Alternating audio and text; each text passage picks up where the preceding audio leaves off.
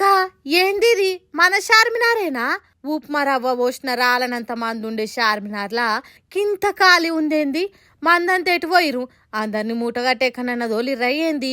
Patil market, Madina market, గాజుల షాపులు, బట్టల షాపులు, కమ్మల షాపులు, పండ్లు ఫలాలు, ఆఖరికి షాయి దుకాణం కూడా బంద్ పెట్టిర్రు. అప్పుడెప్పుడో కరోనా టైంలో చూసినామంటే మళ్ళీ ఇప్పుడే చూస్తున్నాం చార్మినార్ను గిట్లా వేలకు వేలు దందాలయ్యే తాన ఎందుకు ఇట్లా బంద్ పెట్టిర్రంటే ఇప్పుడు మన తాన హడావుడంతా ఏదుంది? మిస్ వరల్డ్ పోటీలు, గవే అందాల పోటీలు కదా.